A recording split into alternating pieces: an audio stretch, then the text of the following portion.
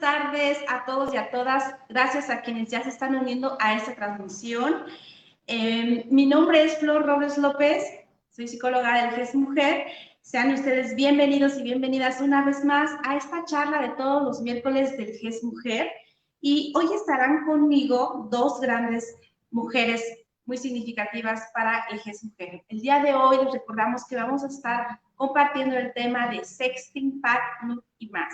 Y hoy está conmigo la doctora Soledad Venegas Nava, quien es nuestra directora académica del Centro de Enseñanza y Investigación del GES Mujer, quien nos va a estar platicando acerca de qué vamos a estar hablando todo este mes de marzo en conmemoración del Día Internacional de la Mujer. Bienvenida, Sol.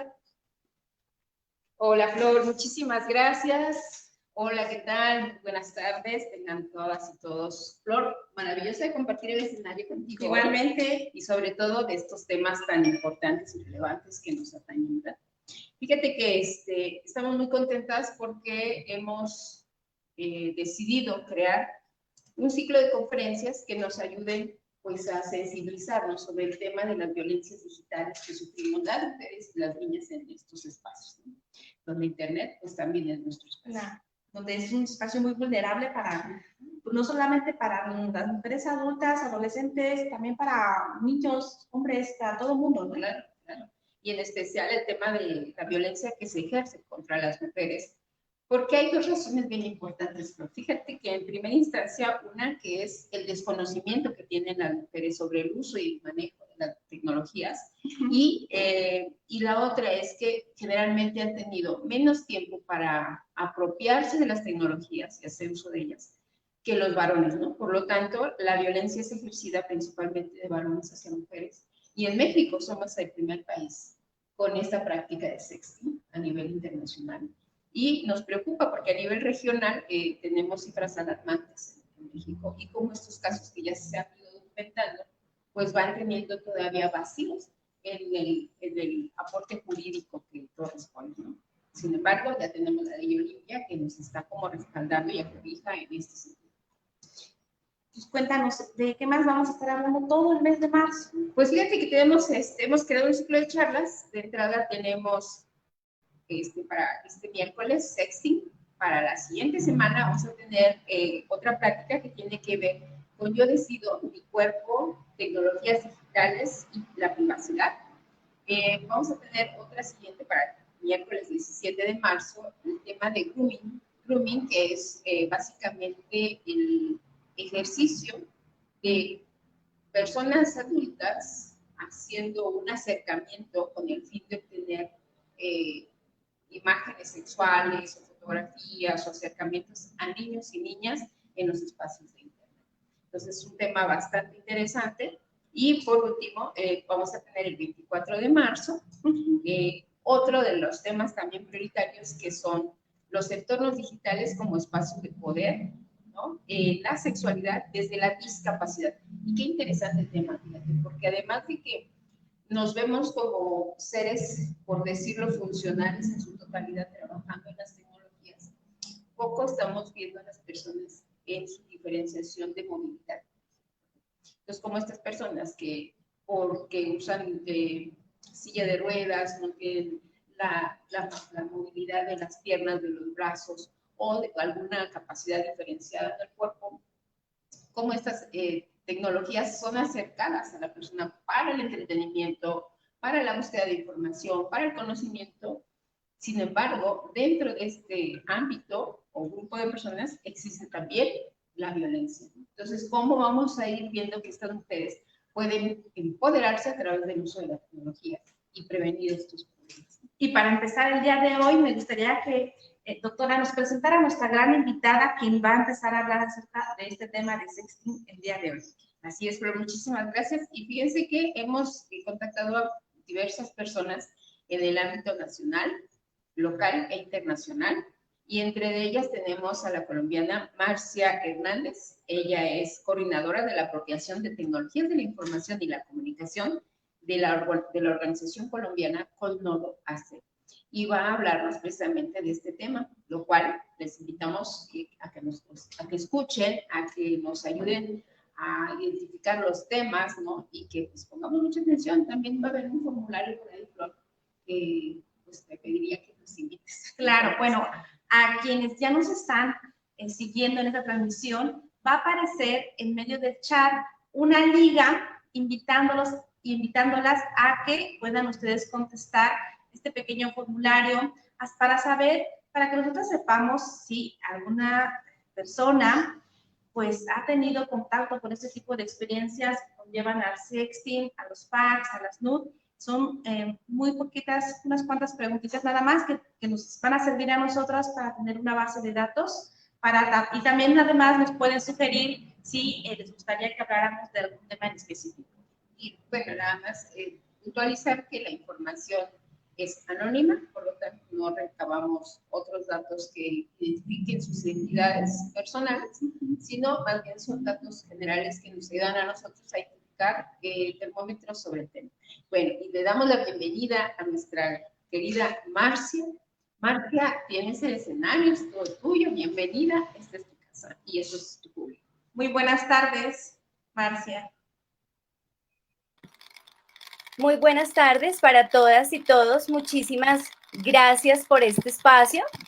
En principio, para mí es un gusto estar con ustedes y con todas las personas que nos acompañan en la transmisión, abordando un tema que, como ustedes lo decían, pues está en relación con muchos riesgos que enfrentamos en los espacios digitales actualmente y que deben convertirse sin duda en una conversación cotidiana que esté presente tanto en contextos familiares como educativos, como sociales, que esté presente en los colegios, en estos espacios de las redes sociales, etcétera. Digamos que es una conversación urgente y que requiere profundamente que se haga cotidiana y permanente, como lo decía, en múltiples espacios. Quisiera agradecer al grupo de estudios sobre la mujer Rosario Castellanos, y por supuesto a las compañeras Soledad y Flor, pues por la gestión realizada para encontrarnos esta tarde y bueno, interesante que nos juntemos todos y todas alrededor de estos temas. Quisiera empezar mi intervención hablando del concepto de lo que conocemos como sexting.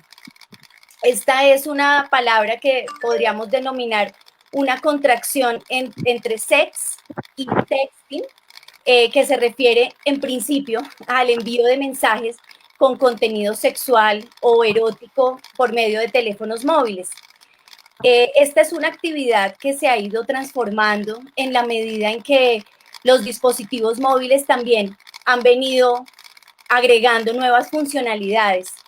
Y lo que anterior o en un comienzo hacía referencia al envío de mensajes de texto pues con este contenido sexual, luego se convierte también en material audiovisual, como fotos, videos, imágenes íntimas, etcétera, que se distribuye a través de teléfonos celulares y computadoras.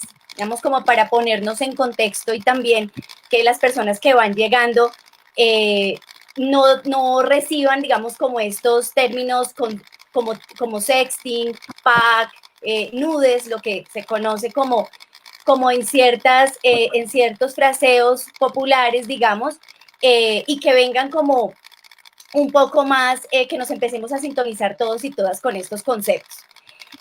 Quisiera en este momento lanzar una pregunta que me parece importante y es como para entrar en materia, y es si las personas que nos están viendo y escuchando han recibido o compartido fotos o videos con contenido sexual a través de Internet. No sé si tenemos la posibilidad de que nos escriban, nos vayan respondiendo, preferiblemente si tienen alias en sus usuarios a través de los cuales están participando, quieran de pronto ponernos en el chat si en algún momento han compartido o recibido fotos o videos con contenido sexual a través de Internet. Para que nos responden sí, una nueva pregunta. ¿Por qué lo hemos hecho? Es como un poco ir indagando y profundizando un poco en estos temas. Quizá durante la conferencia vamos a ir mirando si las personas qué nos cuentan alrededor de estas preguntas. Quizá las razones más comunes por las que utilizamos el sexting pues tienen que ver con nuestras relaciones sentimentales, romance, búsqueda de pareja, quizá es una forma de coquetear, de ligar, y también quizá el tema de la popularidad y la presión social hacen en muchos casos que en esas búsquedas de aceptación de grupo y presión un poco en esas relaciones sociales que tenemos, podamos utilizar este tipo de estrategias para conocer personas y para acercarnos de una manera íntima a otras personas de nuestros grupos sociales. Para quienes lo hicieron, se preguntaron, para quienes nos dijeron que sí lo han hecho o que sí han recibido este tipo de material o de propuestas, se han preguntado en algún momento si esta práctica les implicaba algún riesgo, quizás si su imagen podría ser usada en otro contexto, fuera expuesta de alguna manera o viralizada también. ¿Por qué hago estas preguntas? Porque en medio de un mundo que está abocado a lo digital, no podemos ser ajenos tampoco a las condiciones que nos planteó esta emergencia sanitaria del COVID-19, donde básicamente muchos aspectos de nuestra vida en el marco del aislamiento social se volvieron digitales, todo lo empezamos a hacer a través de las pantallas. Hay, digamos, brechas generacionales que también hace que nos relacionemos con la tecnología de manera distinta y que estos impactos tengan efectos en la vida de las personas también en distintas medidas. No podemos olvidar que para las personas más jóvenes, pues la digitalización de las vidas está siendo completamente permanente, cotidiana y desde que nacieron, básicamente. Para las personas que somos un poco más adultas, que tuvimos que migrar en este ejercicio, pues tenemos de pronto un foco de comparación frente a estos escenarios. Entonces, cuando hago la pregunta acerca de si nos preguntamos en algún momento si eso implicaba algún riesgo, si mi imagen podía ser usada en otro contexto, expuesta, viralizada, tiene que ver con esas dimensiones que a veces tomamos o no tomamos en cuenta dependiendo de la edad o del acceso a información o la educación que hayamos alcanzado en algunos aspectos tecnológicos. Entonces, muchas veces el ser nativo digital también hace que utilicemos las herramientas con un nivel de familiaridad que puede resultar incluso ingenuo. Entonces, digamos que no quiero poner esto como solo en el tema de la ingenuidad, sino que se vuelve algo natural en la vida. Entonces, estudiamos a través de Internet, trabajamos o vemos que nuestros padres, madres trabajan a través de Internet, estamos aislados socialmente, conocemos personas a través de Internet, pues muy probablemente también mi vida social y mi crecimiento sexual, etcétera, también esté mediado por las tecnologías. Yo lo dejo en el panorama, o sea, estos son estoy como plantando unos puntos de discusión que luego vamos a ir recogiendo. Entonces, eso es como lo primero. Si nos hemos preguntado eso, muy probablemente algunas personas lo hemos hecho y otras personas cuando no nos lo preguntamos, ¿por qué no nos lo preguntamos? ¿Será que soy parte de ese nativo digital que utiliza las herramientas permanentemente sin preguntarme qué tan seguras pueden ser o han permeado las herramientas digitales tanto mi vida que este tipo de preguntas simplemente no se dan porque naturalizamos esa forma de relacionarnos?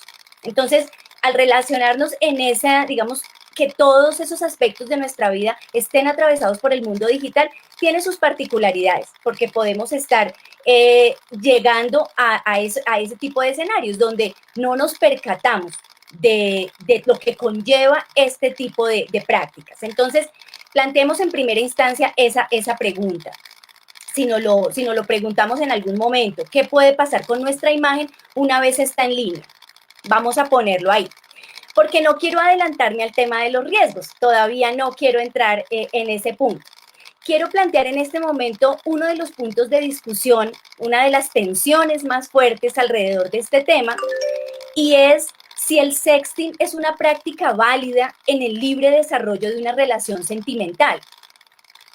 muchas personas me podrían decir, sí, podríamos decir que sí, que las personas son libres de vivir y explorar su sexualidad de la manera que lo consideren conveniente.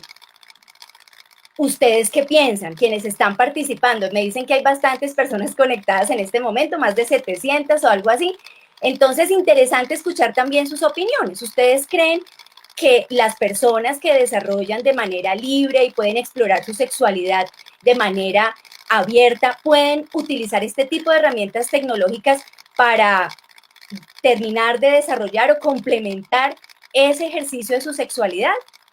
Podríamos decir que sí, y habrá muchas personas que me digan, por supuesto, esto es una herramienta válida y hace parte incluso de mi práctica y de mi vivencia sexual permanentemente.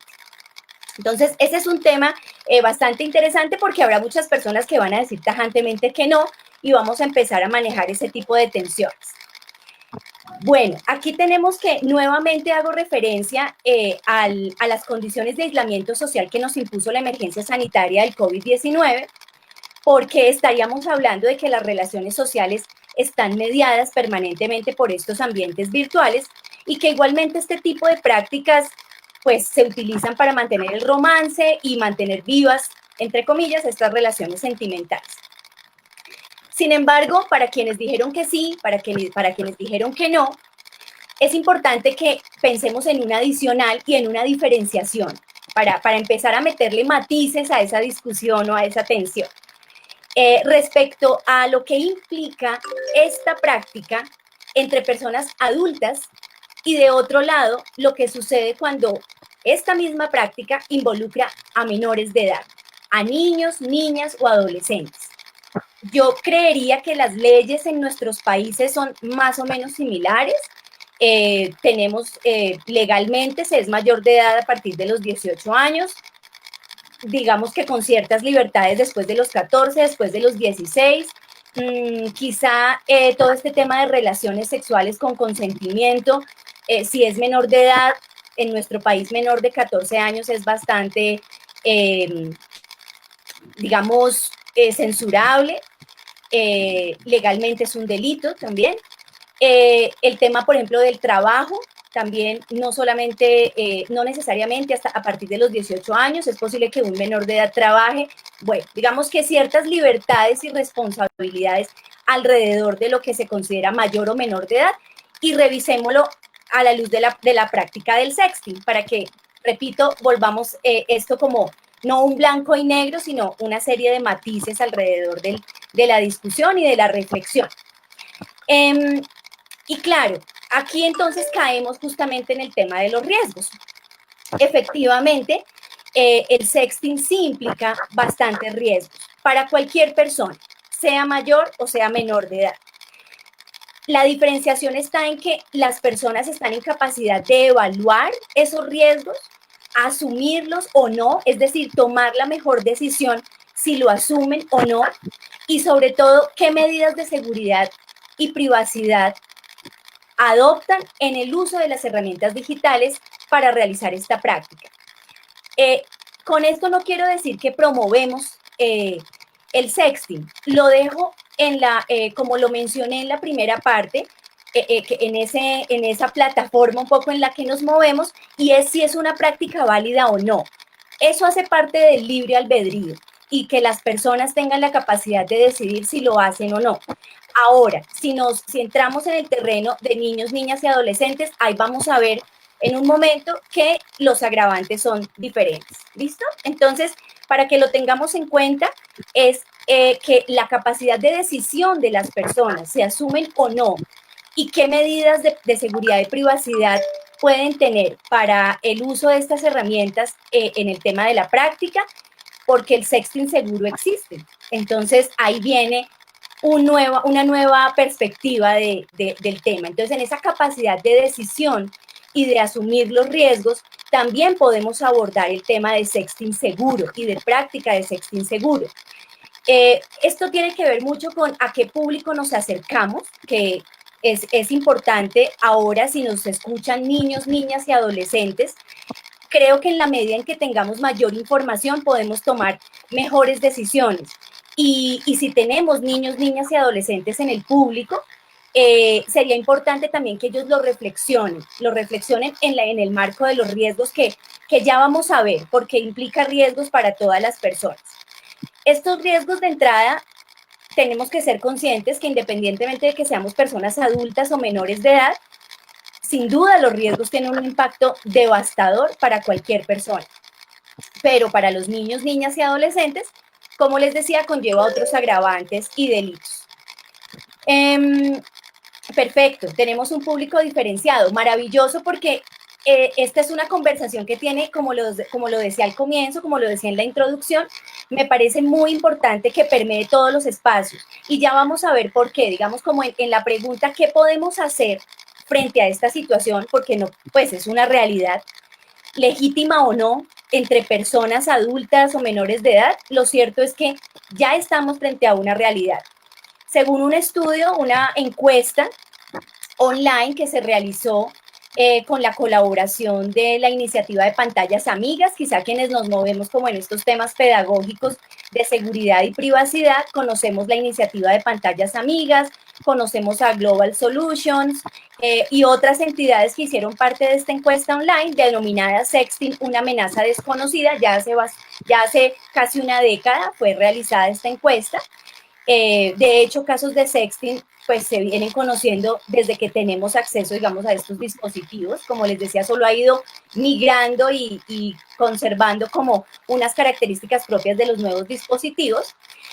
Pero esta encuesta nos arroja que el 40% de la población en países como Brasil y otros 13 países de América Latina que fueron encuestados en este estudio, hablan de que el 40% ha practicado el sexting. Entonces, digamos que legítimo o no, es una realidad a la que nos vemos abocados, y en este caso sí tenemos que hablar ya de riesgos específicamente asociados al sexting. Y vuelvo y reitero la pregunta que hice originalmente dentro de las distintas preguntas que he hecho, y es si nos hemos preguntado por esos riesgos. ¿Cuáles son esos riesgos? ¿Cuáles están relacionados con esta práctica del sexting? Y hablamos de que el sexting en sí mismo no es un riesgo, pero sí conlleva muchos de ellos. El que arroja, digamos que en esta encuesta, también nos encontramos en el estudio que les acabo de mencionar, también encontramos los tipos de riesgos que se exponen de manera más fuerte, por decirlo de alguna manera, los que aparecen con mucha más relevancia. Uno de ellos es la extorsión. Entonces, no sé, acá quiero hacer una diferenciación porque muchas personas podemos haber escuchado el concepto de sexting y sextorsión, que no son la misma cosa, ¿listo? Por eso cuando arrancamos hablando, ¿cuál es el concepto de sexting? Nos referimos a una práctica. Perfecto, entonces ahí ya estamos parados sobre un nivel conceptual. Ahora, cuando abordamos el tema de los riesgos, ya empezamos a hablar de específicamente a lo que nos podemos ver abocados a partir de esta práctica. Y uno de ellos es la extorsión. Y es cuando nos piden algo a cambio por la no difusión o la no viralización de nuestra imagen. ¿Recuerdan cuando les hablaba de que si nos hemos preguntado si esa imagen se hace viral o la persona que la recibe la borra inmediatamente? Eso es una duda que no vamos a poder resolver, creo que nunca, para quienes han practicado este tipo quienes han realizado este tipo de prácticas. Entonces pensemos que la extorsión, una posible extorsión, puede estar ligada a esta actividad.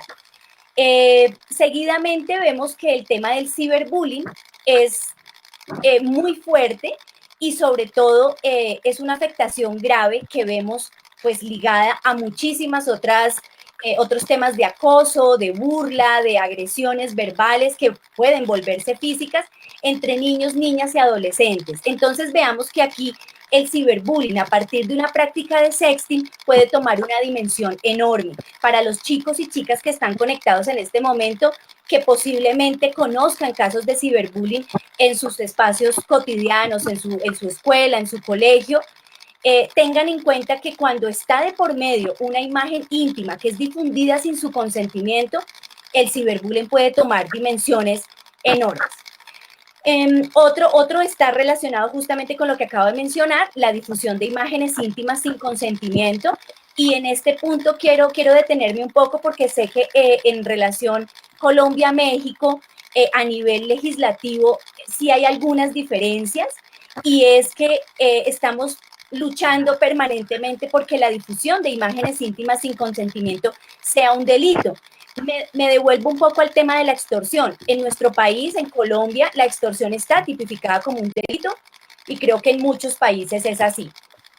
Pero la difusión de imágenes íntimas sin consentimiento no. O sea, que alguien exponga mi foto en ropa interior o desnuda en algún lugar por hacerse el chistoso, por generar un comentario burlón, simplemente es tomado como eso, como una broma, como algo que puede ser un chiste entre un grupo de personas, pero que desafortunadamente con el efecto viral que tienen las redes sociales, el efecto viral que tiene el mismo hecho de la navegación en Internet, pues mi imagen puede estar recorriendo el mundo en segundos. Y ese es un efecto que quizá no dimensionamos del todo. O sea, ahí vuelvo y recojo la idea de que estamos tan relacionadas y tan familiarizadas con estas herramientas digitales que simplemente toda nuestra vida transcurre allí.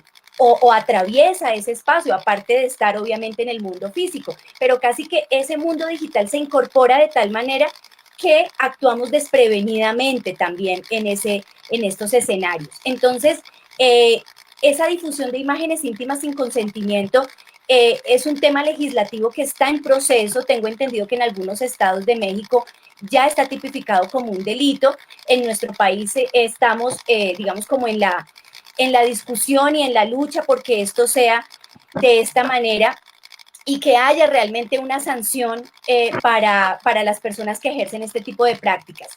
Sin embargo, más allá de una sanción legal, creemos que sí hay un tema social, y esto lo voy a abordar, digamos, al final de la charla, cuando planteemos qué hay que hacer, o sea, qué podemos hacer. Este es el panorama, ¿y ahora qué?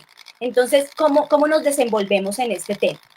Debemos tener en cuenta que otros riesgos están relacionados con el daño a la integridad, dignidad e imagen de las personas. Claramente, la vida de las personas es una antes de sufrir este tipo de exposición de su intimidad, y otra después. O sea, no es sencillo asumir ese agravio a la integridad de las personas, a su dignidad y a la difusión, pues, de su intimidad. Y otras están relacionadas con la explotación sexual comercial de niños, niñas y adolescentes. De pronto algunas personas me dirán, ¿qué pasa con el tema de pornografía infantil? Aquí quiero hacer una claridad porque yo uso, digamos que en nuestro contexto, desde el trabajo que hacemos en Colnodo y desde el trabajo que hemos hecho con otras organizaciones que trabajan con niños, niñas y adolescentes en la prevención de delitos sexuales, hablamos de explotación sexual comercial infantil o sexual comercial de niños, niñas y adolescentes. La pornografía es un espacio, digamos que es una industria legal, y hace parte, digamos, de otro contexto. No nos gusta usar ese término porque digamos que no es preciso. No quiero decir que está mal o bien usarlo, sino que no es preciso. Realmente la pornografía infantil, o sea, los niños y las niñas no están expuestos en una industria legal porque de hecho son niños y niñas y están protegidos a ese nivel, y todo lo que se hace en la prevención de abuso sexual y demás está relacionado con estos temas. Entonces hablamos más de explotación sexual comercial, y allí vuelvo y remito al tema de los riesgos. ¿Será que con los niños, niñas y adolescentes hemos hablado de lo que significa la explotación comercial? ¿Qué pasa si la foto de un niño o una niña se expone en una página para adultos? Digamos que hemos pensado eso en el momento en que un niño o una niña de 13, 14 años envía una foto íntima a un compañerito, a su novio, a un compañero de estudio. Digamos que lo hemos dimensionado, hemos conversado con los niños y niñas acerca de estos temas. Creo que ahí es importante, me gusta este punto de llegar a los riesgos, porque no es solamente el actuar con el miedo. Entonces, ahora mi imagen puede estar expuesta en una página pornográfica, qué susto. Realmente va más allá del miedo. Esto va mucho más allá. Entonces, pensemos en que esos riesgos no son para nada menores. O sea, fíjense que partimos de una práctica del sexting como algo que incluso lo podemos hacer desprevenidamente, pero todos los riesgos que implica y a donde hemos llegado, un poco analizando en profundidad: extorsión, ciberbullying, difusión de imágenes íntimas, daños a la integridad, explotación sexual comercial a niños, niñas y adolescentes, definitivamente no son riesgos menores. Y si evaluamos las consecuencias, creo que el panorama es, o sea, creo que vamos a empezar a mirar ese panorama con un poco más de cuidado y quizá darle un poco de mayor relevancia, sobre todo en espacios de formación donde de pronto no solemos hablar mucho de estos temas, pero creo que vuelvo y reitero, es un tema que debe volverse cotidiano, debe ser una charla cotidiana entre papás, mamás, niños, niñas. O sea, creo que esto debe ser una formación, y hablar de estos temas es importante, así como los niños y niñas aprendieron a aprender el computador a los 2, 3 años, qué importante que desde esa misma edad uno pueda estar acompañando, previniendo, pero sobre todo conversando sobre estos riesgos. Lo que pasa es que eso implica romper una serie de tabús que tenemos en nuestras relaciones familiares, y bueno, también nos tenemos que dar la lucha al interior de las entidades educativas. Creo que tenemos un papel fundamental. Si hay docentes en esta charla escuchándonos, maravilloso poder empezar a poner también en estos espacios pedagógicos una reflexión alrededor de estos temas. Entonces, pensemos que hay una práctica, hay unos riesgos que conlleva, y esos riesgos pueden generar un impacto en la vida de las personas que pueden tener unas consecuencias dramáticas a nivel emocional, a nivel psicológico y también a nivel físico. No son pocos los casos que han terminado en suicidio de niños, niñas, jóvenes, mujeres que se han visto expuestas de esta manera y han llegado incluso a ver involucrada su integridad física, porque pueden perder incluso su vida. Entonces, digamos que pensémoslo en esa dimensión, y yo creo que ahí pasamos de una práctica que podemos estar de acuerdo o en desacuerdo, pero que si nos vamos al otro extremo, después de como revisar este panorama, podemos evidenciar que las consecuencias pueden ser dramáticas. Entonces ya no es un tema menor, o sea, ya no es, ay, la fotico que se envió por el chat. No, o sea, creo que ahí es donde debemos decir, un momento, aquí está pasando algo. Entonces, les invito a que en este momento veamos esa perspectiva desde otra realidad. Y siempre, pues me gusta como lanzarles preguntas nuevas. Entonces les pregunto, ¿será que la difusión de una imagen íntima sin consentimiento de un hombre puede tener el mismo impacto que la difusión de la imagen íntima de una mujer? Quizá algunos dirán, sí, claro, pues si hay un hombre que sale desnudo en la red, pues puede tener un nivel de interacción, unos comentarios. Ustedes me dirán qué tipo de comentarios pueden surgir. Y si aparece el de una chica, ¿será que son iguales los comentarios? ¿Se parecerán en algo estos comentarios?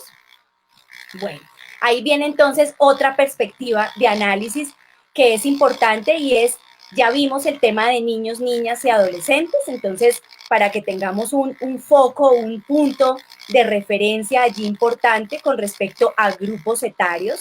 Pero ahora veamos el tema de género. Veamos esas diferenciaciones entre el impacto que puede tener para la vida de una mujer la exposición de imágenes íntimas sin su consentimiento versus lo que puede significar para un hombre. Yo dejo abierta, digamos, como esa discusión para que nos pensemos qué diferencia puede haber allí, por qué es diferente ese impacto y por qué creemos que este tipo de diferencias son evidentes, qué es lo que pasa en nuestra sociedad alrededor de este tema.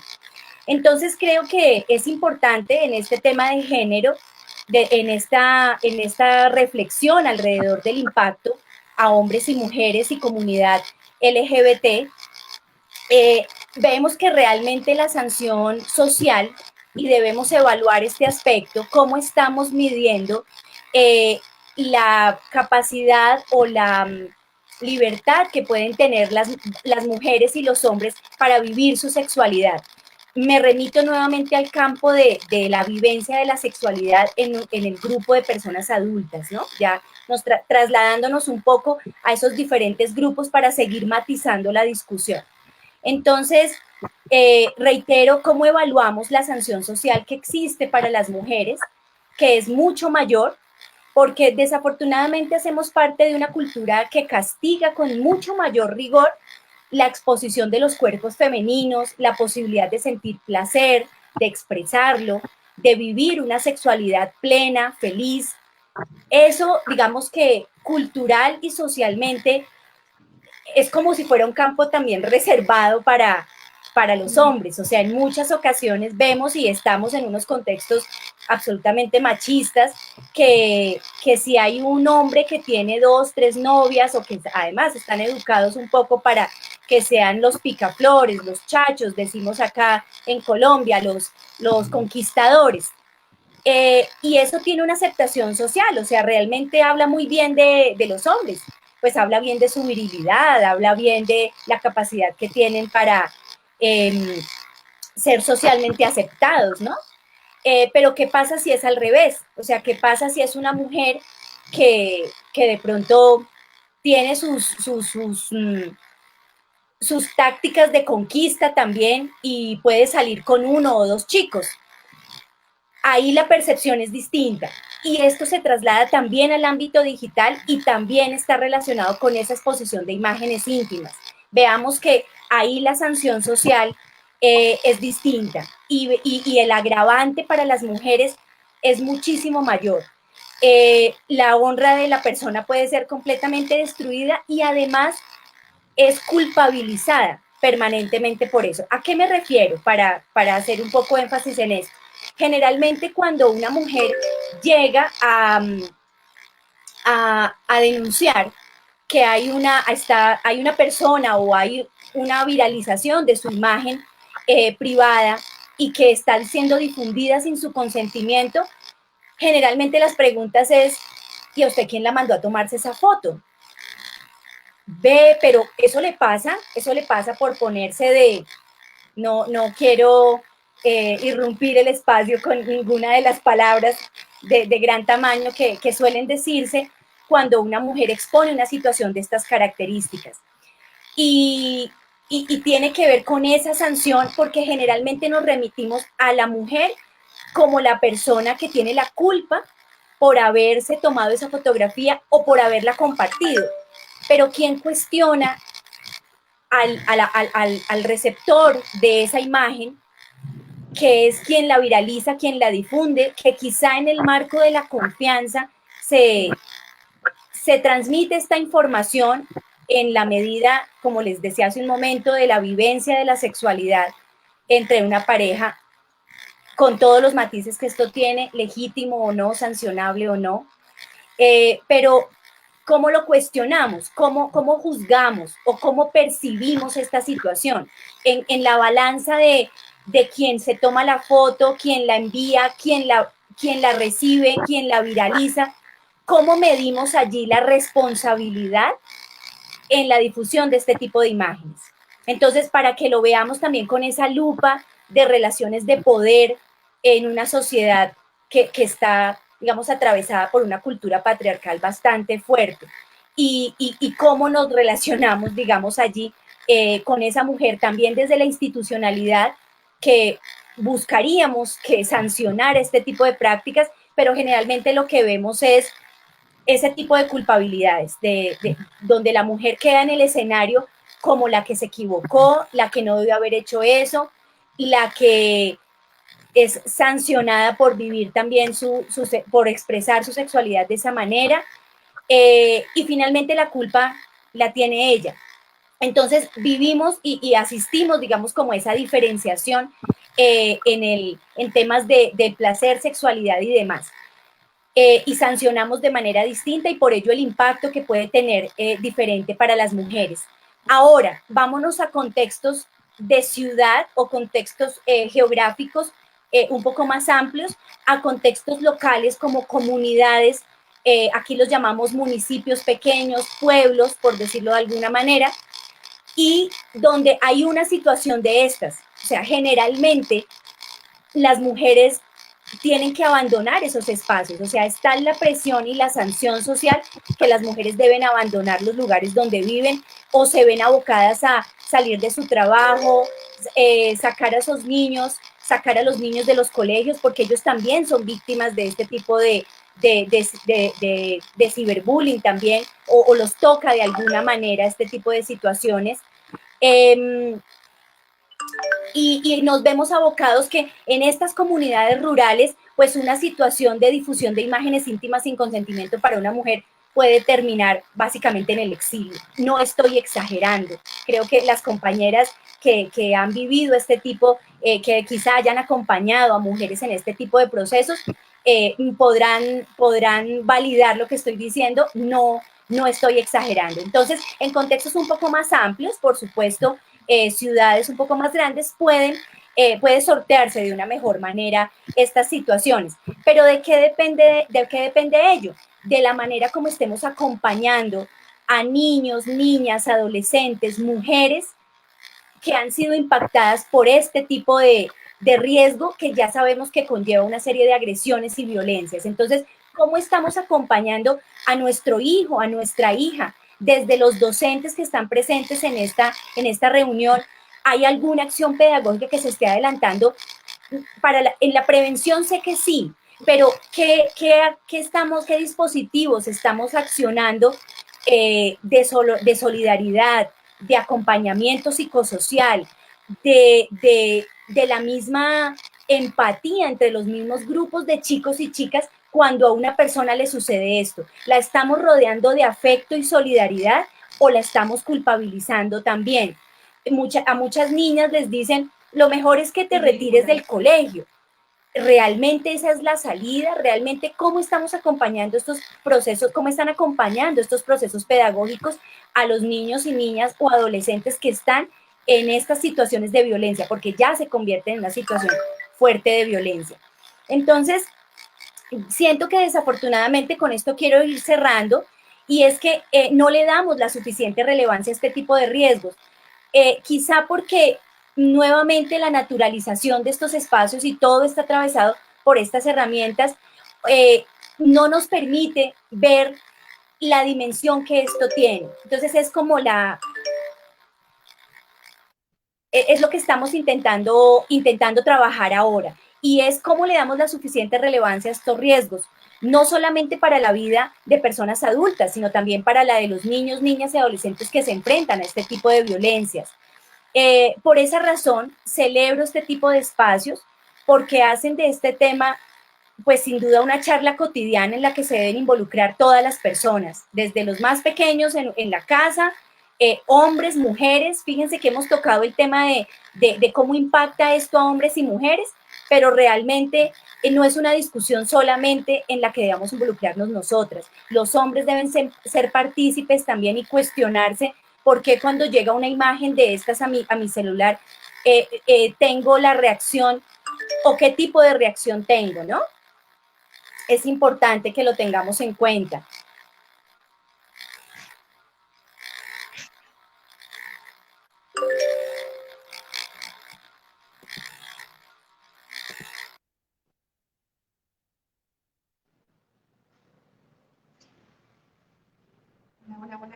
Hola, seguimos en la transmisión. Una disculpa, creemos que esta es una cuestión ahí de las conexiones, pero también tenemos algunas experiencias con... Ya estoy de nuevo por acá. ¿Me escuchan? Ok, seguimos entonces. Perfecto. Era esta reflexión final, dado que ya pudimos abordar el panorama con digamos, de pronto con algunos aspectos que no habíamos dimensionado, pues la invitación es a que le demos la suficiente relevancia a este tipo de riesgos, no naturalizarlo como parte de algo que simplemente sucede, y sobre todo tener en cuenta que la seguridad es integral, la protección que hagamos de una persona, no porque algo suceda a través de un correo electrónico, o sea, un comentario a través de una red social, no digamos es un simple comentario o es o esos son palabritas que que salen en una pantalla. Uno, porque no somos dos personas distintas. No soy Marcia en el mundo físico y una Marcia digital. O sea, soy la misma persona. Soy la misma persona que asume los riesgos, que asume las felicitaciones, todo lo que me pasa en mi vida cotidiana llega de la mejor manera posible, pero también cuando hay este tipo de amenazas es el mismo cuerpo y la misma emocionalidad la que lo está recibiendo y eso afecta, digamos, como todo el desarrollo. Por eso hacer de estos temas unas charlas permanentes es lo que nos va a permitir quizá hacernos más competentes más competentes a todas las personas que estamos aquí para afrontar y alzar la mirada y reaccionar de manera distinta. Vuelvo y repito, la seguridad debe ser integral. No somos una persona en el mundo digital y otra persona en el mundo físico. Somos un solo ser que recibe todo tipo de estímulos del entorno, crece, siente y se desarrolla a partir de ellos e incluso a pesar de ellos. Entonces, creo que ese es el llamado, a que nos rodeemos de afecto, solidaridad y sobre todo formación e información para todas las edades y en todos los espacios. Muchísimas gracias. Muchísimas gracias, Marcia. Creo que el tema es bastante interesante, muy alarmante en el sentido de cómo prevenir, atender y también dar acompañamiento a las personas que han sido violentadas de su identidad digital como su identidad física, porque aunque están en el Internet, pareciera ser que se quedan en el Internet, la verdad es que no. La verdad es que nos afecta físicamente, ¿no? Emocionalmente, en el núcleo familiar, en la comunidad, y el costo social que tienen las mujeres efectivamente es muy alto, ¿no? En comparación con los hombres, donde se normaliza que la sexualidad del cuerpo se objetiviza, o sea, se hace básicamente el objeto, se comercializa, ¿no? Y eso pone en grandes riesgos por la estabilidad emocional y el desarrollo de las mujeres en los espacios también digitales. Es muy, muy alarmante, ¿no, Flor? Sí, comentaba ahí algo muy importante cuando hace mención de que las mujeres lo viven a lo mejor desde la culpa, ¿no? Claro. Pero previo a esto, un contexto donde ella se sintió en confianza, donde le dijeron, puedes confiar en mí. No, si lo vemos más a fondo desde un mito del amor romántico, donde por amor o en una muestra de amor, de mi afecto, de mi cariño, te voy a compartir mi cuerpo, voy a confiar en ti, ¿no? Y resulta que hay discusiones, se pelean, terminan en malos términos y utilizan, ¿no?, aquello que compartieron desde la confianza para dañar al otro o a la otra, ¿no? Y realmente eso es lo que pasó con Olympia Merlo, que al ser grabada, ¿no?, y con el consentimiento de la pareja y de ella, se expone después de la ruptura de la relación, ¿no? Exponen el video, lo publican, se viraliza y todo lo que, toda la violencia que se ejerce sobre este video hacia la persona que fue ella al final de cuentas, porque a él no se le violentó como a ella, ¿no? Y fue que entonces ella, después de una serie de reflexiones y obviamente una serie de procesos psicológicos para poder aceptar la realidad, esta modificación en la ley, ¿no?, mexicana, para que se sancione todo lo que tiene que ver con la violencia digital, desde esta compartición de datos y de fotografías, videos o mensajes que no tienes el consentimiento de hacerlo y se exponen, ¿no? Generalmente ha sido un ejercicio que daña gravemente a las mujeres. Y que jurídicamente es algo nuevo, que los juzgados o las autoridades competentes para juzgar este tipo de delitos, como que hay que capacitar más, doctora, como es algo reciente, quizás habría que hacer 1001 tareas de investigación, de capacitación a los jueces, juezas, ¿no?, quienes a lo mejor desconocen las dimensiones del impacto psicológico que representa para la víctima en estas situaciones. Correcto, y yo al mismo tiempo que planteamos todo este trabajo que se hace con las mujeres, las niñas, las jóvenes, es que realmente cuando se hace la denuncia y tenemos casos documentados de mujeres de poblaciones comunitarias que han sido videograbadas y expuestos materiales en las redes sociales, en las páginas pornográficas, ¿qué tienen que hacer para lograrlo? ¿No? Entonces, es de verdad, como decía Marcia, o como dices, Marcia, es todo un ejercicio sistémico donde la familia, o sea, empieza por lo mismo, o sea, tienes que tener la información suficiente y necesaria para saber que si bien el sexo es una práctica como parte de tus derechos sexuales en los espacios digitales, pero que conozcas cuáles son esos riesgos que implica y a partir de qué edades, porque también tiene diferentes connotaciones el hecho de la práctica del sexting en los niños o jovencitos, ¿no? Jovencitas, como en los adolescentes o como en una población adulta que ya tiene conciencia de lo que implica. Pero es esta práctica basada en la confianza que realmente se rompe. Entonces, sí, tienes toda la razón, estos casos que se han documentado, existen un proceso porque se desconoce cuál es el camino que tienen que seguir para que se aplique la ley, ¿no?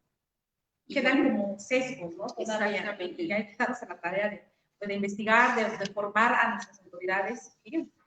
Ellos adquieran el compromiso, más bien hecho de conocer pues todo el protocolo, ¿no? Claro. Es lo que se desconoce y que muchas veces eso limita a que ¿cómo lo voy a llevar de la red? ¿No? Entonces, ¿cuántas? O sea, los casos documentados son de aquellos que a lo mejor tuvieron el apoyo atrás para poder hacerlo, pero me imagino que ha de haber infinidad de víctimas que no tuvieron el apoyo para poder hacerlo y por ahí andan pagando sus fotos, sus videos, ¿no? Correcto, y tienes toda la razón. Yo creo que eso ha hecho que todo el movimiento en México de la ley Olimpia se haya ido posicionando seriamente en cada estado con la finalidad de que realmente se frene toda esta violencia en los juegos digitales a partir de la sexualidad. Y bueno, tenemos varias preguntas, Marcia, queremos como compartirte, Flor y Marta, y al público, pues que nos permitan hacerles llegar algunas preguntas que tenemos como de interés común para ti. Entonces, no sé si tienes algunas por ahí. Claro que sí. Sí. Marta, ¿es la violencia se deja de practicar? ¿Quieres ponérmela en el chat? No, no te alcancé a entender. Claro. A ver, si quieres repetir. Que si es posible evitar la violencia si se deja de practicar el sexo. No. ¿No? Ya va.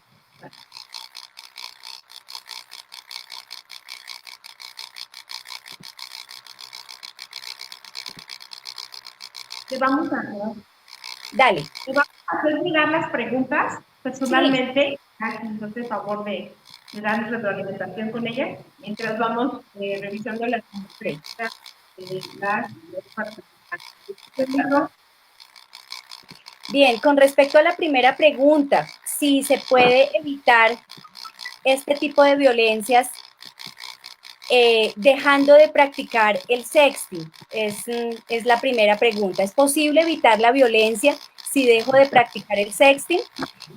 Aquí es importante tener en cuenta que las violencias son múltiples y que están, digamos, atravesadas por distintas variables. No es necesario tener una imagen íntima para recibir acoso digital, por ejemplo, o para recibir ciberbullying en los espacios. No necesariamente puede estar mediado por el sexting. Efectivamente, el cuidarnos de este tipo de difusión de imágenes sí nos protege de otro tipo de riesgos.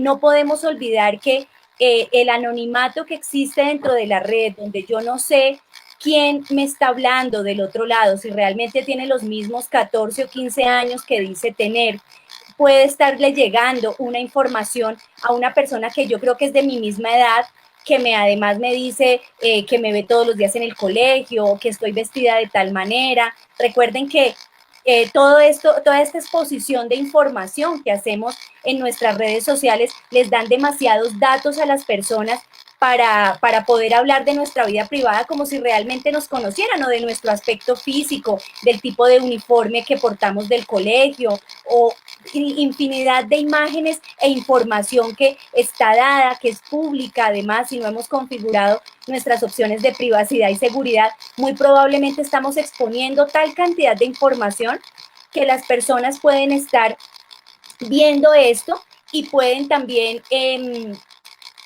estar diciendo cosas para enmascarar una identidad. Si la foto de un niño o niña tiene esta exposición, no sé, una red de trata de personas, una red de explotación sexual comercial, efectivamente, el tener una imagen íntima circulando en el entorno digital sí genera muchos riesgos. El hecho de que no lo haga digamos que me inhibe de ciertos riesgos que también existen, pero debo cuidarme en distintos aspectos. Es poder tener también prácticas y una cultura de seguridad digital que me permita, por ejemplo, saber si comparto información, si tengo públicos mis amigos en redes sociales, si tengo configuradas mis opciones de privacidad. Y para las personas adultas, digamos, que trabajan en temas de investigación, de defensa de derechos humanos, que manejan bases de datos, información sensible, ¿qué tan expuesta está esa información? Llevo en mi celular una serie de fotografías de las personas, de las comunidades donde me estoy reuniendo. Eso puede tener alguna implicación si me llegan a robar mi celular, por ejemplo, o exponer una base de datos de personas con las que yo trabajo, que sean defensores de derechos humanos, por ejemplo. Entonces, creo que la seguridad digital tiene que ver con muchas cosas, pero claramente el tener imágenes íntimas en circulación sí puede conllevar mayores riesgos. Otra pregunta está relacionada con lo siguiente: ¿cómo puedo evitar ser víctima de la violencia por practicar un derecho sexual a través del sexting? Estamos totalmente de acuerdo.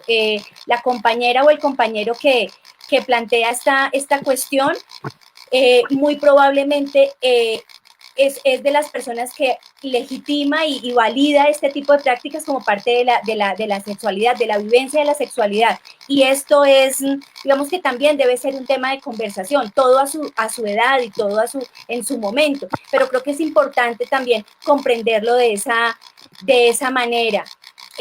Hay prácticas de sexting seguro y hay herramientas que nos permiten, tanto prácticas como herramientas que nos permiten poder compartir este tipo de imágenes sin exponer absolutamente nuestra identidad, por decirlo de alguna manera.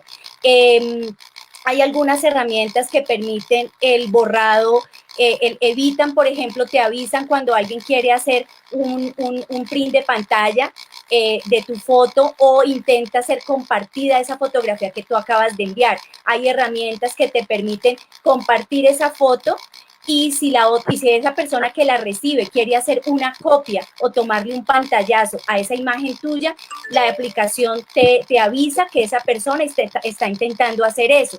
Entonces, fíjense que hay herramientas que sí pueden salvaguardar de una u otra manera. Si tú te tomas una fotografía de tu cuerpo completo, incluyendo tu rostro, pues eso puede tener mayores características que te identifican que si te tomas una fotografía donde no muestras tu rostro o un tatuaje que te identifique, por ejemplo. Los chats que permiten la autodestrucción de mensajes. Tú puedes compartir una imagen, por ejemplo, donde no se muestre tu cara, pero adicionalmente se borra a los 5 segundos, o al segundo, o a los 2 minutos. Eso también puedes utilizarlo. Entonces, digamos que hay herramientas y prácticas que te permiten, como con esas gafas de privacidad, poder salvaguardar de alguna manera la privacidad si decides practicar el sexting. Esa es como, pues hay como elementos. Bueno, podríamos hacer un espacio solamente de sexting seguro por si hay otro tipo de conversación al respecto. Esta respuesta puede estar también ligada a cómo puedo protegerme. hay unos elementos en cuanto a la protección. Yo quiero que partamos de una base, además, porque también lo he visto en los comentarios. Muchas personas han dicho, todo parte del amor propio y del respeto. Claramente, o sea, creo que hay una serie de aspectos y bueno, hay elementos desde la confianza, ¿no? Tú lo comentabas, Flor, cuando quien no respeta la privacidad no es tan sancionado como la persona que se toma la fotografía. Entonces creo que es una reflexión donde en espacios mixtos debe darse, y es qué pasa si yo recibo una imagen, sea de alguien conocido o no, y creo que hay una norma en el marco también del manejo de herramientas digitales, y es que no reenvío imágenes sexualmente reveladoras, no reenvío violencia y no reenvío o no promuevo el discurso de odio. Creo que esas son tres máximas importantísimas que no tienen que ver únicamente con el sexting, por ejemplo, tienen que ver con discurso de odio, con agresividad, tienen que ver con violencia, y que este tipo de espacios no limiten la participación por ese alto nivel de agresividad, que Internet no se convierta en un espacio hostil, sino que se convierta en un espacio libre y seguro para las personas. Entonces, ese cómo puedo protegerme está ligado a muchas cosas, no solamente al tema del sexting, está pensado para que, por ejemplo, cómo protegemos la información que está en nuestros dispositivos tecnológicos. Tenemos una contraseña de bloqueo, por lo menos, o la persona que llega mueve la pantalla y ya puede ver todo el contenido que hay en nuestro celular. Entonces partimos del uso de contraseñas seguras. La protección pasa por muchos aspectos.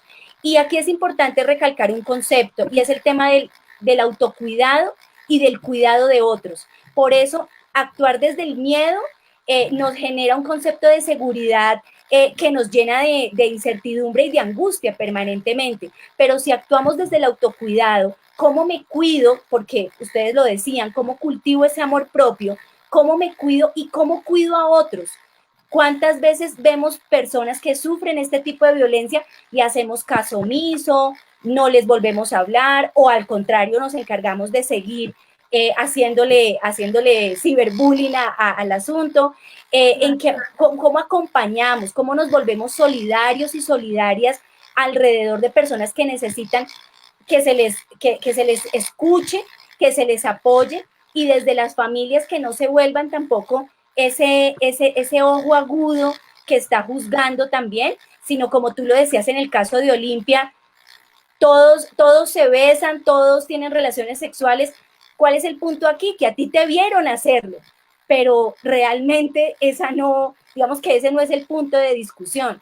Y lo que hay que es, digamos, acompañar y proteger amorosamente a las personas, porque ya vimos que las consecuencias pueden ser mucho más graves. Entonces, la protección parte de eso, del amor propio del que ustedes han hablado, del autocuidado y del cuidado de todos. Alguien decía en los comentarios, necesitamos ser más empáticos, y creo que esa también es como que, o sea, en la formación de los niños y niñas, creo que, bueno, tener muchos conocimientos en la cabeza es importante, pero ser más empáticos creo que es tan fundamental como saber de matemáticas o de español. Entonces, creo que hay que formar también en esas áreas y volvernos muy resilientes y muy fuertes alrededor de todas estas situaciones que vamos a ver permanentemente. ¿Cuáles serían las herramientas que me ayudan a no ser una más? Bueno, creo que ahí ya lo hemos respondido. Específicamente para hablar de herramientas, mensajería instantánea como Telegram y Signal tienen mensajes de autodestrucción y tienen estos avisos o estas alertas cuando alguien quiere hacer un pantallazo de nuestras imágenes. No en todos los chats, Telegram solo lo hace en chat secreto, y la autodestrucción de mensajes, Signal también la tiene. Cuando vamos a hacer cierto tipo de navegación, si queremos, digamos, como tener anonimato y tener privacidad en la red, podemos usar VPNs, que son, digamos, redes privadas de navegación que nos permiten navegar con mayor seguridad, y no estoy hablando solamente de contenidos sexuales, estoy hablando de investigaciones que pueden hacer periodistas o líderes sociales, defensores de derechos humanos, alrededor de temas como masacres, abusos policiales, abusos del Estado, etcétera, que sabemos que no son temas bien recibidos por muchas personas y que podemos entrar también, nuestra integridad física puede estar también en riesgo por amenazas, por estar realizando este tipo de investigaciones o acciones. Pues todas las personas activistas conocen de este tipo de riesgos y amenazas, entonces es importante también en ese sentido de la protección, privacidad y seguridad, utilizar este tipo de herramientas. Y la parte, digamos, hay una parte muy sensible que una de la última pregunta la toca y es el tema jurídico. Hay muchos riesgos y muchas violencias que no están tipificadas como delito y por eso a la justicia le cuesta reaccionar un poco frente a estas situaciones. Como les decía, en la difusión de imágenes íntimas sin consentimiento no está, digamos, tipificada como delito en todos los lugares. Y la lucha, digamos, permanentemente es por visibilizarla. Las denuncias dependen de los espacios que existan. Acá en Colombia existen herramientas específicas para niños, niñas y adolescentes como la red Te Protejo, como el mismo sistema, digamos, de protección, acá se llama bienestar familiar, el sistema de protección de niños, niñas, adolescentes y familia, tiene unos mecanismos para hacer este tipo de denuncias y en el caso de personas adultas si están asociadas a otro tipo de delitos, como les decía, el tema de la sextorsión. Entonces, si alguien me está pidiendo favores a cambio, dinero o el reenvío de más imágenes o más packs para no difundir mis imágenes, puedo, digamos, como anclarlo y hacer la denuncia por extorsión, en este caso ligada a difusión de imágenes íntimas.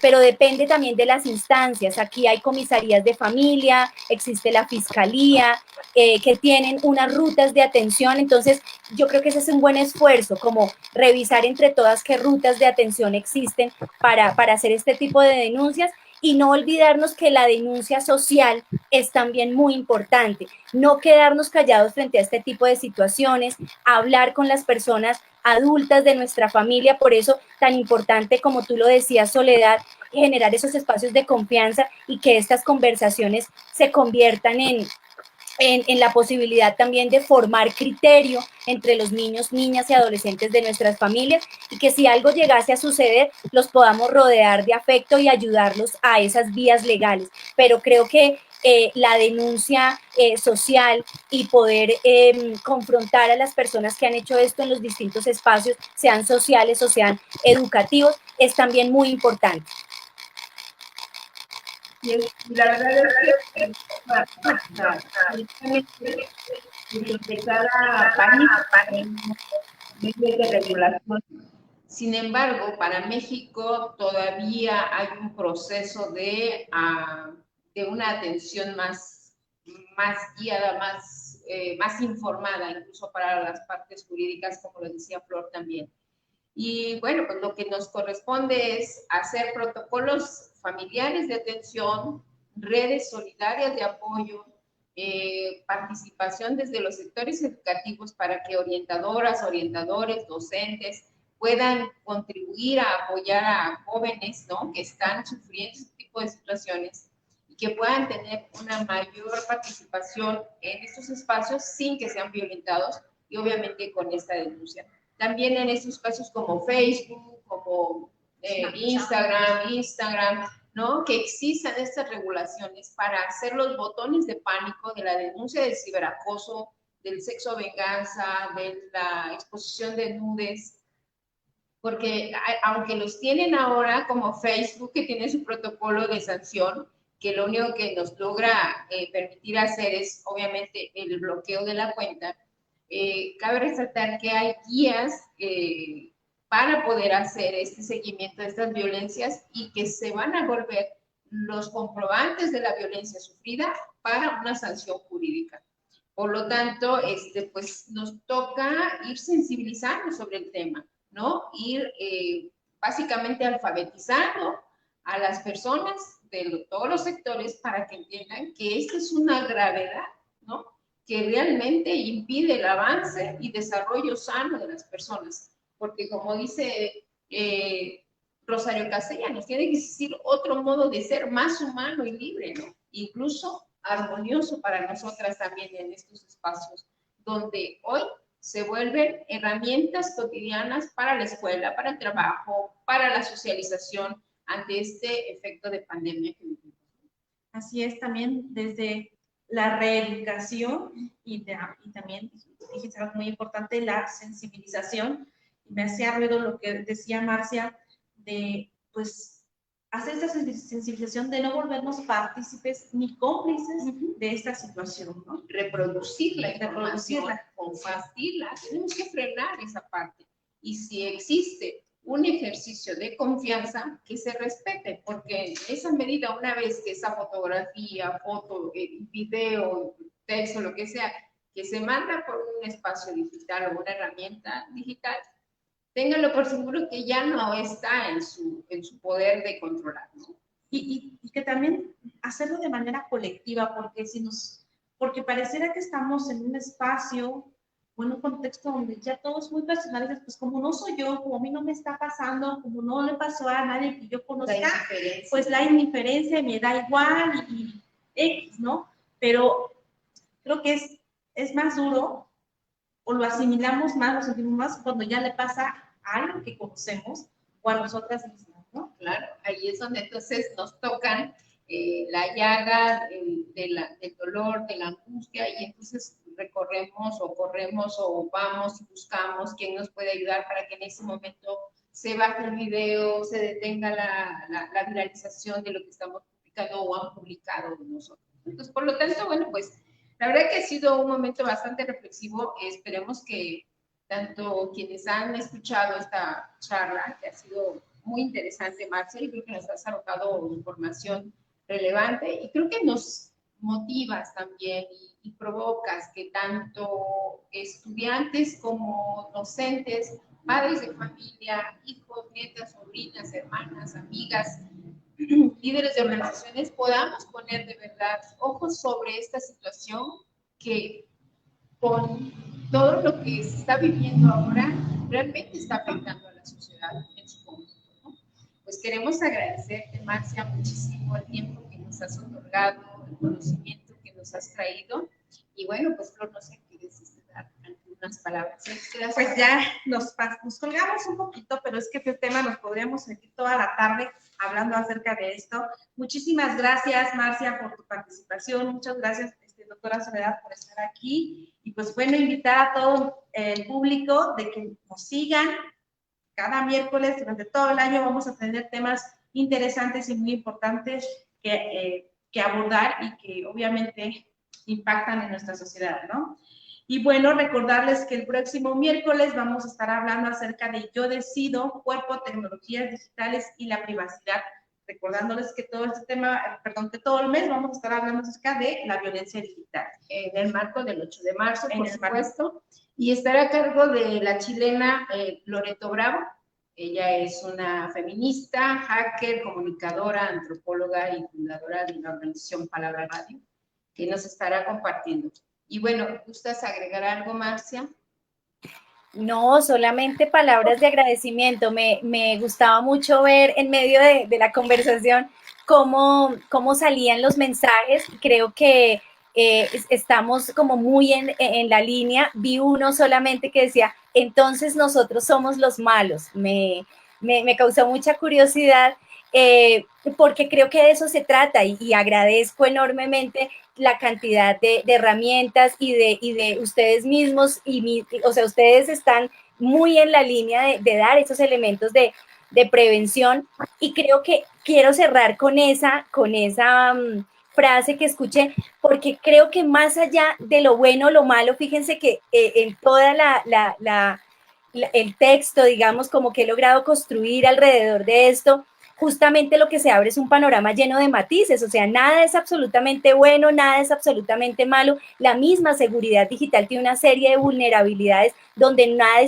no es infalible, y cualquier herramienta o práctica que implementemos posiblemente tiene sus vacíos y sus fisuras. Entonces creo que ustedes lo han dicho mucho mejor, y es crear esos escenarios de empatía, ser mucho más respetuosos y amorosos con nuestra participación en línea, siempre pensando que que ojalá podamos procurar un espacio libre, seguro, para que todas las personas, independiente de su sexo, de su afinidad política, religiosa, porque esto tiene que ver con todo, tiene derecho, el mismo derecho a la comunicación, a la participación en estos espacios, sin vulnerar los derechos de otras personas. Entonces, no es un escenario de buenos y malos, para nada. Creo que es un escenario de constante aprendizaje y sobre todo de respeto y dignificación por el otro en estos espacios, tanto digitales como físicos. Muchísimas gracias por la invitación. Muchísimas gracias a ti y también a la organización de Colnodo. Saludos para todas hasta allá, hasta Colombia. Firme con una frase de Dana Haraway que dice: la tecnología no es neutral, está dentro de lo que hacemos y está dentro de nosotros y nosotras. Vivimos en un mundo de conexiones e importa cuáles se hacen y cuáles se deshacen. Por lo tanto, bueno, pues Flor, muchísimas gracias a todos y a todas, gracias a los que también siguieron la transmisión por sus comentarios y nos vemos hasta el próximo miércoles. Muy buenas tardes, hasta la próxima. Muchas gracias.